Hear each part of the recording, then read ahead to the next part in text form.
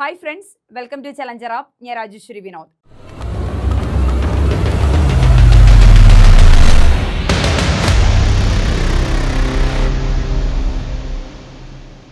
ഇന്നത്തെ ക്ലാസ്സിൽ നമ്മൾ മോർണിംഗ് ചലഞ്ചിന്റെ മറ്റൊരു ക്ലാസ്സുമായിട്ടാണ് മുന്നോട്ട് പോകുന്നത്. നമുക്ക് ക്ലാസ്സിലേക്ക് കടക്കാം.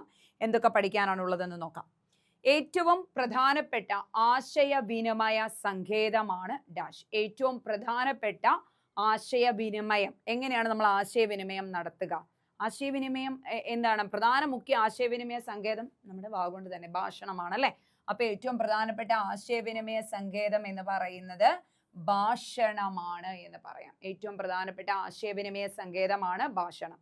ഭാഷാബോധനത്തിലെ മുൻഗണനാക്രമം ഏതാണെന്ന് ചോദിച്ചാൽ LSRW, ലിസണിങ്, ശ്രവണം, ഭാഷണം, വായന, എഴുത്ത്. LSRW, ശ്രവണം, ഭാഷണം, വായന, എഴുത്ത്. ഏറ്റവും പ്രധാനപ്പെട്ട ആശയവിനിമയ സങ്കേതമാണ് ഭാഷണം. ഒരു ഭാഷാ പഠനത്തിൽ അനുവർത്തിക്കേണ്ട മുൻഗണനാ ക്രമമാണ് ശ്രവണം, ഭാഷണം, വായന, എഴുത്ത് അഥവാ LSRW എന്ന് പറയുന്നത്. പഠിച്ചു വയ്ക്കണേ, ഇമ്പോർട്ടൻ്റ് ആണ്. പിന്നെ ആധുനിക ഭാഷാ ശാസ്ത്രജ്ഞൻ എന്നറിയപ്പെടുന്നത് നോം ചോംസ്കി ആണ്. ആധുനിക ഭാഷാ ശാസ്ത്രജ്ഞൻ അവിടെ എഴുതി വെച്ചോളൂ. ആധുനിക ഭാഷ, ഞാൻ പറയുന്ന എക്സ്ട്രാ പോയിന്റുകൾ എഴുതി വെച്ച് പഠിക്കണേ. ഭാഷാശാസ്ത്രജ്ഞൻ, ആധുനിക ഭാഷാശാസ്ത്രജ്ഞൻ നോം ചോംസ്കി. ഇതൊക്കെ തന്ന ക്വസ്റ്റ്യൻ ആണോ എന്ന് എനിക്കൊരു സംശയം ഇല്ലാതില്ല, എന്നാലും പഠിച്ച മക്കളെ. Noam Chomsky. സമൂഹമിതിയുടെ ഉപജ്ഞാതാവ്, സോഷ്യോമെട്രി അഥവാ സമൂഹമിതിയുടെ ഉപജ്ഞാതാവ്. എന്തിനാണ്? ഒരു അധ്യാപികയ്ക്ക് തൻ്റെ ക്ലാസ് മുറിയിലെ കുട്ടികളുടെ സാമൂഹിക ബന്ധങ്ങൾ അല്ലെ പരസ്പര ബന്ധങ്ങൾ അറിയുന്നതിന് വേണ്ടി ഉപയോഗിക്കുന്ന തന്ത്രമാണ് സമൂഹമിതി എന്ന് പറയുന്നത്. ഒരു അധ്യാപിക തൻ്റെ ക്ലാസ് മുറിയിലെ കുട്ടികളുടെ പ്രശ്നങ്ങൾ ക്ലാസ് മുറിയിലെ കുട്ടികളുടെ പരസ്പര ബന്ധം അറിയുന്നതിന് വേണ്ടി ഉപയോഗിക്കുന്നതാണ് സമൂഹമിതി എന്ന് പറയുന്നത്. സോഷ്യോമെട്രി അഥവാ സമൂഹമിതി. സമൂഹമിതിയുടെ ഉപജ്ഞാതാവ് എന്ന് പറയുന്നത് JL മൊറീനോയാണ്. സമൂഹമിതിയുടെ ഉപജ്ഞാതാവ് എന്ന് പറയുന്നത് JL മൊറീനോയാണ്. സമൂഹമിതിയുടെ ഉപജ്ഞാതാവ് എന്ന് പറയുന്നത്. സമൂഹമിതി എന്താണ്? ക്ലാസ് മുറിയിലെ കുട്ടികൾ. ഇവിടെ ഒരു 10 കുട്ടികളുണ്ടെന്ന് വിചാരിക്കുക കേട്ടോ. ഇല്ല, ഞാനിപ്പം നമ്മുടെ ബോർഡിൽ തികയുന്ന കുട്ടികളെ എഴുതുന്നുള്ളൂ. ഇവരെ എല്ലാവരാലും തിരഞ്ഞെടുക്കപ്പെടുന്നവനെ സ്റ്റാർ എന്നാണ് വിളിക്കുക. എല്ലാവരാലും തിരഞ്ഞെടുക്കപ്പെടുന്നവനെ സ്റ്റാർ. രണ്ടുപേർ അങ്ങോട്ടും ഇങ്ങോട്ടും പരസ്പരമാണെങ്കിൽ ട്വിൻസ് അഥവാ ദന്തങ്ങൾ എന്നാണ് വിളിക്കുക. ഇനി ഒരു 2-3 ഗ്രൂപ്പുകാർ ഒന്നിച്ചാണ് നിൽക്കുന്നതെങ്കിൽ അവരെ ക്ലിക്കുകൾ എന്നാണ് വിളിക്കുക. ക്ലിക്കുകൾ. ഇനി ഒരു ചങ്ങല പോലെ പരസ്പരം ഇങ്ങനെ അങ്ങോട്ടും ഇങ്ങോട്ടും ഒക്കെ കൂട്ടാണ് അതിനെ ഗ്യാങ്ങുകൾ എന്നാണ് വിളിക്കുക.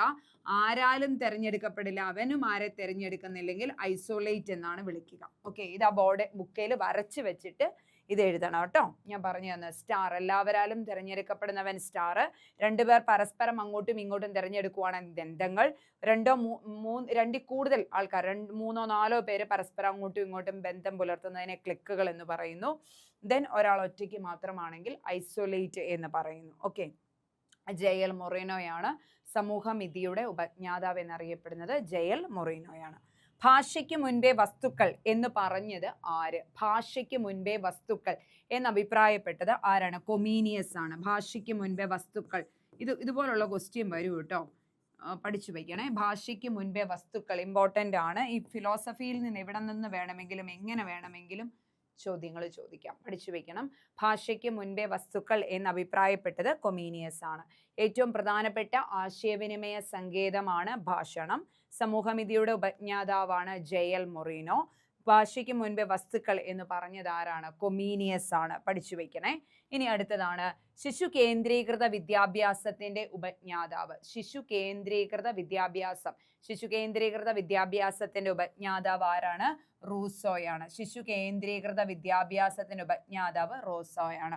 അധ്യാപക കേന്ദ്രീകൃത വിദ്യാഭ്യാസത്തിന്റെ ഉപജ്ഞാതാവാണ് ഫ്രോബലാണ്. അത് നമ്മൾ ഓൾറെഡി പഠിച്ചതാണെന്ന് എനിക്ക് തോന്നുന്നത്. അധ്യാപക കേന്ദ്രീകൃത വിദ്യാഭ്യാസം അല്ലെ. അപ്പം ശിശു കേന്ദ്രീകൃത വിദ്യാഭ്യാസത്തിന്റെ ഉപജ്ഞാതാവ് എന്നറിയപ്പെടുന്നത് ആരാണ്? റൂസോയാണ്. അധ്യാപക വിദ്യാഭ്യാസം എന്ന ആശയം ഫ്രോബലിന്റെ. അധ്യാപക കേന്ദ്രീകൃത വിദ്യാഭ്യാസം അല്ല, അധ്യാപക വിദ്യാഭ്യാസം. ഞാനതിങ്ങനെ പെട്ടെന്ന് മനസ്സിലേക്ക് വന്നപ്പോൾ ആലോചിച്ചത് അതാണ്. അധ്യാപക വിദ്യാഭ്യാസം ഫ്രോബൽ. ശിശു കേന്ദ്രീകൃത വിദ്യാഭ്യാസത്തിന്റെ ഉപജ്ഞാതാവ് റൂസോയാണ്.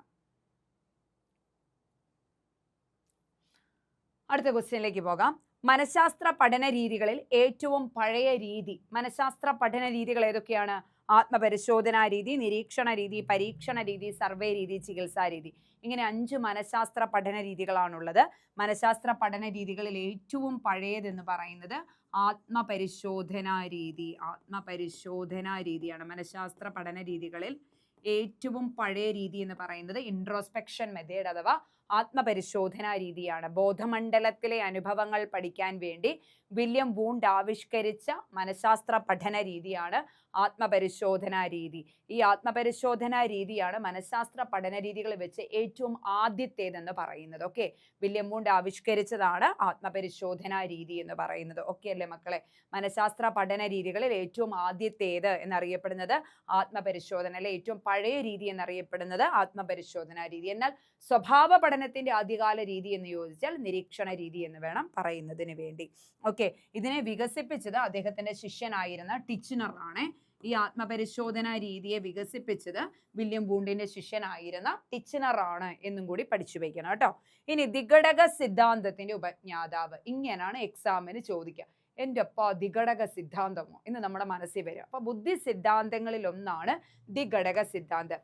ഏകഘടക സിദ്ധാന്തം, ബഹുഘടക സിദ്ധാന്തം, ദ്വിഘടക സിദ്ധാന്തം, സംഘഘടക സിദ്ധാന്തം, ബുദ്ധിഘടനാ മാതൃക, ഖരബുദ്ധി, ദ്രവബുദ്ധി, ട്രയാർക്കിക് സിദ്ധാന്തം, ബഹുമുഖ ബുദ്ധി സിദ്ധാന്തം.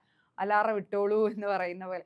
അപ്പൊ ഈ 8 സിദ്ധാന്തങ്ങളാണ് ബുദ്ധി സിദ്ധാന്തങ്ങൾ എന്നറിയപ്പെടുന്നത്. ഓക്കെ, അതിൽ മൂന്നാമത്തേതാണ് ദ്വിഘടകം. ഏകഘടകം, ബഹുഘടകം, ദ്വിഘടകം, സംഘഘടകം, ബുദ്ധിഘടനാ മാതൃക, ഖരബുദ്ധി, ദ്രവബുദ്ധി, ട്രയാർക്കിക് സിദ്ധാന്തം, ബഹുമുഖ ബുദ്ധി സിദ്ധാന്തം. ഇങ്ങനെ 8 ബുദ്ധി സിദ്ധാന്തങ്ങളാണ്. അതിൽ ദ്വിഘടക സിദ്ധാന്തം എന്ന് പറയുന്നത് G എന്നും S എന്നും 2 ഘടകങ്ങളുണ്ട് എന്നാണ് പറയുന്നത്. G എന്നും S എന്നും 2 ഘടകങ്ങളുണ്ട് എന്ന് പറയുന്നത് ചാൾസ് പിയർമാൻ ആണ്. ആരാണ്? ചാൾസ് പിയർമാൻ. ഒരു വ്യക്തിയില് ബുദ്ധിയില് 2 ഘടകങ്ങളാണ്. ജി ഘടകം എന്നാൽ നമ്മളിൽ ഉണ്ടാവുന്ന നൈസർഗികമായിട്ടുള്ള ഘടകമാണ്. സാമാന്യ ഘടകം, ബുദ്ധിയുടെ സാമാന്യ ഘടകം എന്നാണ് ജി ഘടകത്തെ വിളിക്കുക. എസ് ഘടകം എന്നാൽ ബുദ്ധിയുടെ സവിശേഷ ഘടകമാണ്, സ്പെസിഫിക് ഫാക്ടർ എന്നാണ് വിളിക്കുക.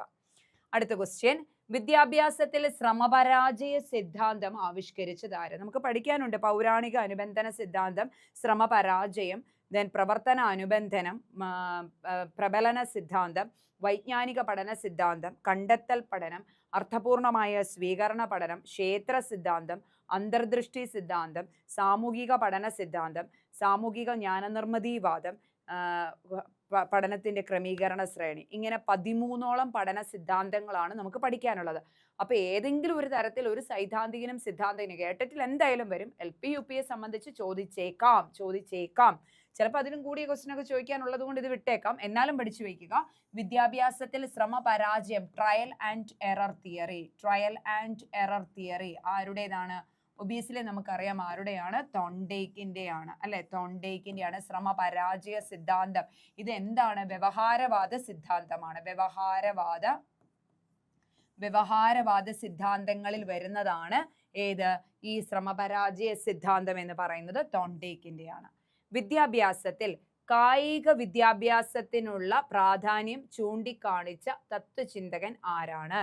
വിദ്യാഭ്യാസത്തിൽ കായിക വിദ്യാഭ്യാസത്തിനുള്ള പ്രാധാന്യം ചൂണ്ടിക്കാണിച്ച തത്വചിന്തകനാണ് സ്വാമി വിവേകാനന്ദൻ. വിദ്യാഭ്യാസത്തിൽ കായിക വിദ്യാഭ്യാസത്തിനുള്ള പ്രാധാന്യം ചൂണ്ടിക്കാണിച്ച വ്യക്തിയാണ് സ്വാമി വിവേകാനന്ദൻ. പഠിച്ചു വെക്കണേ. ഇമ്പോർട്ടൻ്റ് ആയിട്ടുള്ള ക്വസ്റ്റ്യൻ ആണ്. ഫിലോസഫി എല്ലാം പഠിച്ചു വെച്ചോണം കേട്ടോ.